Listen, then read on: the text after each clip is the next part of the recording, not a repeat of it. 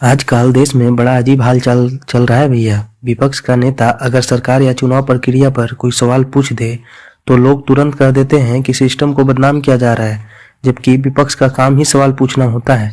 अगर विपक्ष चुप हो जाए तो लोकतंत्र में आवाज किसकी बचेगी। राहुल गांधी ने इलेक्शन कमीशन से यही पूछा कि ईवीएम और चुनाव प्रक्रिया का डेटा थोड़ा साफ साफ जनता के सामने रख दीजिए, जिससे भरोसा और मजबूत हो सके। तो इसमें गलत क्या है। ईवीएम पर सवाल आज पहली बार नहीं उठा है। 2009 में जब बीजेपी चुनाव हारी थी तब लाल कृष्ण आडवाणी ने खुद कहा था कि बैलेट पेपर से चुनाव होना चाहिए, और बीजेपी के ही नेता जीवीएल नरसिम्हा राव ने तो ईवीएम पर पूरी किताब लिख दी थी जिसका नाम था democracy at risk, can we trust our electronic voting machine. तब ईवीएम मशीन से वोटिंग करवाना चिंता का विषय कहा गया था। आज सवाल गलत कैसे हो गया।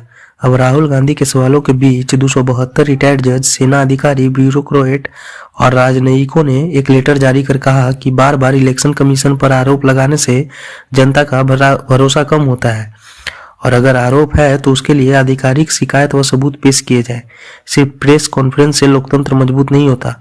भैया उनकी बात भी सही है, क्योंकि सवाल हो तो जवाब भी जिम्मेदारी से आनी चाहिए, और आरोप हो तो वो भी सही प्रक्रिया से होनी चाहिए।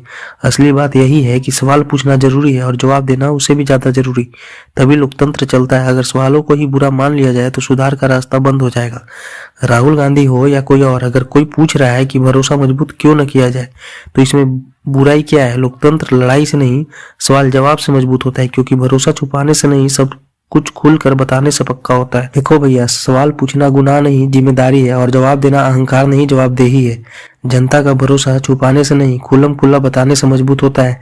सवाल दबेंगे तो लोकतंत्र खत्म होगा, और लोकतंत्र तभी जिंदा रहेगा जब सिस्टम सवालों से नहीं जवाबों से जीतेगा। अब वीडियो अच्छा लगा हो तो वीडियो को लाइक कीजिए और चैनल को सब्सक्राइब कीजिए।